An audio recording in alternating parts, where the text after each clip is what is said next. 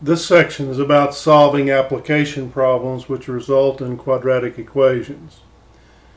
We're going to use the same techniques to solve this type of problem as we do to solve application problems resulting in linear equations. The only difference is that the equation to be solved is a quadratic equation. Let's review the procedure for solving an application problem. The first step is to read the problem. Reading the problem includes determining what the question is, how many answers are needed, do the answers need units, and are there restrictions on the answers, such as they must be positive or they must be integers. Reading the problem includes identifying key words and key phrases in the problem. Those are numbers or words or phrases which represent mathematical operations like plus, minus, times, divides, or equals. Next, we determine how many variables we'll use to solve the problem. If there's only one unknown, then only one variable is needed. However, if there's more than one unknown, then more than one variable may or may not be used. Sometimes you can solve it with just one variable. Using one variable means that only one equation needs to be solved, but determining what that equation is might be complicated. After you determine how many variables you're going to use, write down what each variable means. This step will help in determining where the variable fits into the equation. It also helps at the end of the solution to determine what your answer represents. Using the variables and the key words that you identified, write the equation or the equations by translating the words in the sentences into mathematical expressions. Solve the equation or equations using one of the normal techniques: linear equation, quadratic equation, system of equations. Once you have the solutions to the equation, read the question again. See if the solutions to the equations answer that question. If they do, then state your answer using appropriate units. If they don't answer the question, then you may need to do a secondary calculation. Also remember that you may need to throw away some answers, such as if you get two answers, one positive and one negative, and you're looking for a length, negative cannot be used because you cannot have negative lengths. Now let's look at an example problem. In this example, a buyer wants to determine the lengths of the sides of a triangular shaped piece of property. He knows certain information about the relationships between the sides of the triangle. For instance, he knows that it's a right triangle. He knows that the longer leg is 20 meters longer than twice the length of the shorter leg. He also knows that the hypotenuse is 10 meters longer than the length of the longer leg.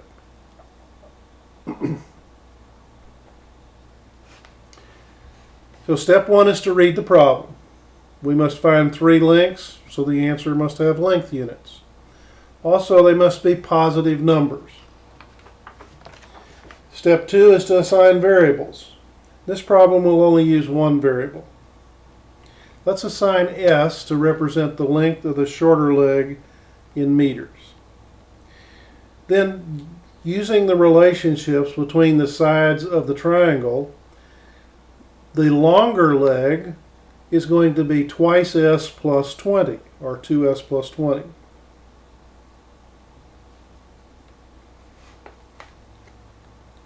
Similarly, the hypotenuse is going to be 10 meters longer than the longer one, so it's 2S plus 20 plus 10, or 2S plus 30 is the length of the hypotenuse.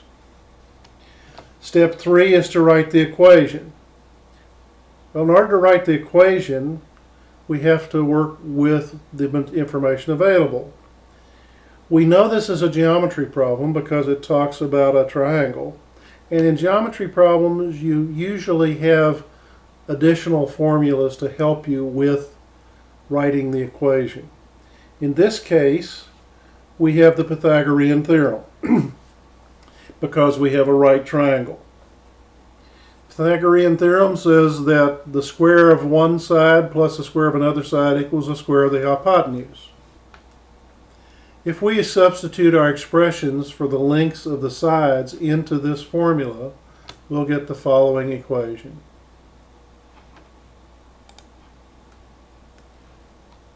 Now let's solve this equation.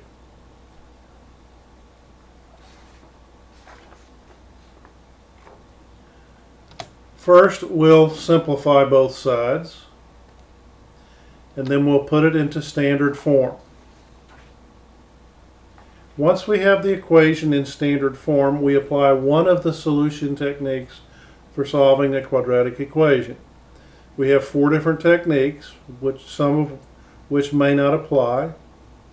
But in this case, if we inspect the equation, we see that we can easily factor this equation.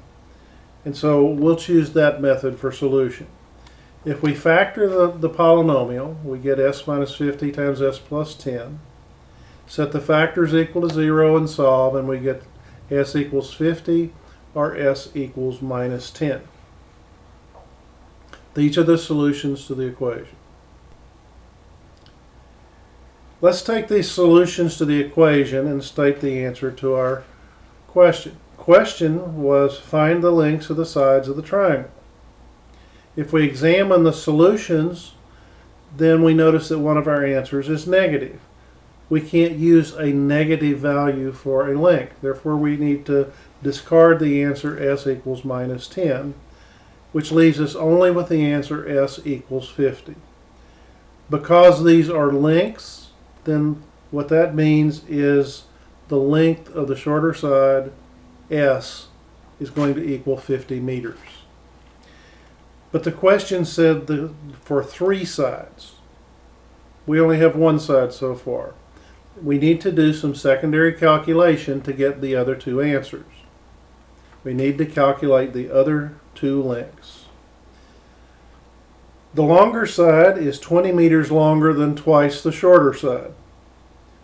So twice 50 plus 20 is going to give us 120 meters for the longer leg. Similarly, the hypotenuse is 10 meters longer than the longer side. So 120 plus 10 or 130 meters.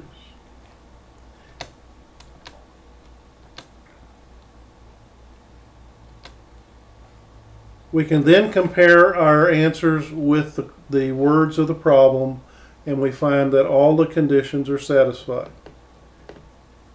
Therefore, the lengths of the sides of the triangle are 50 meters, 100 meters, and 130 meters. 50 meters, 120 meters, and 130 meters.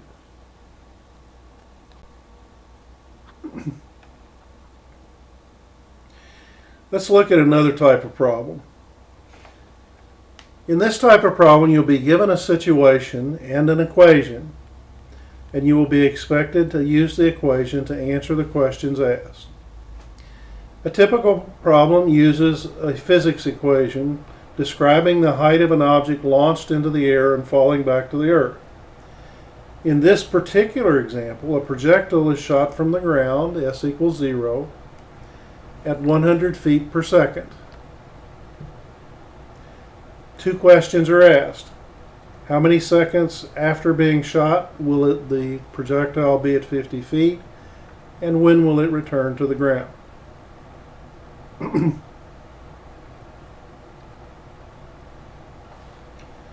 In the first question, we're looking for the time at which the projectile is at 50 feet height. In the equation, s represents height, and because we have a height of 50 feet, we're going to put 50 in place of the s. That gives us this equation. If we rearrange the equation to standard form, it looks like this. Once it's in standard form, we identify values for A, B, and C. Now, because we don't know whether this will we can't see that this will easily factor or apply any of the other techniques, let's go straight to the quadratic formula. Substitute the values for a, b, and c into the quadratic formula. And in this case, we're solving for the variable t, not for x, so it's t equals the formula. And I've already substituted the values in. You might want to write the quadratic formula before you begin substitution to make certain you get all the signs correct. But plugging these values in gives us this, and then we solve the equation. And I'm leaving out a lot of steps. It's just arithmetic you're going to do on your calculator most likely. When we do that, and then we round off to 2 decimal places, that's what the squiggly equal sign means, is approximately. We get the two values, 5.70 and 0.55. Two answers for a quadratic equation. Because both answers are acceptable, we can state the answer to the question. The question was, when will it be at the height of 50 feet?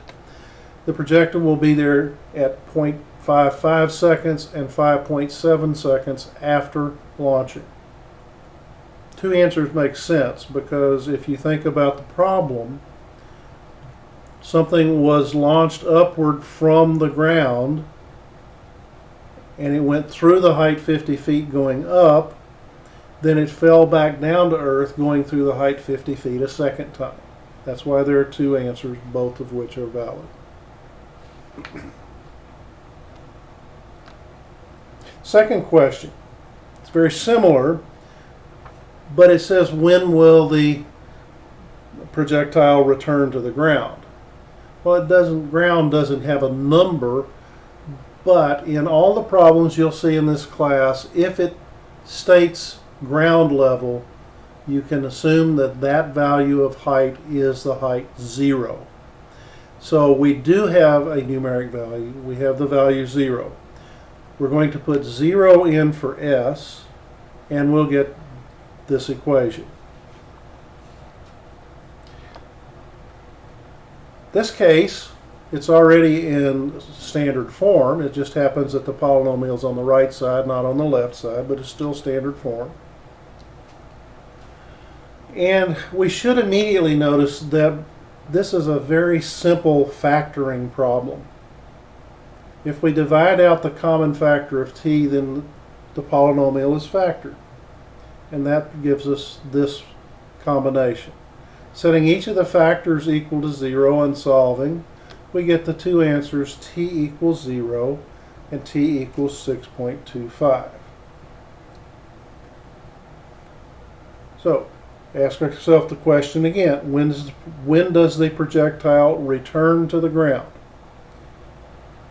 We can't use both answers.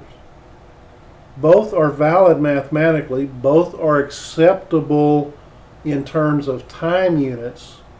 However, the time t equals 0 is the time at which the projectile left the ground. The question asks, when will it return to the ground? And therefore, it returns to the ground at 6.25 seconds.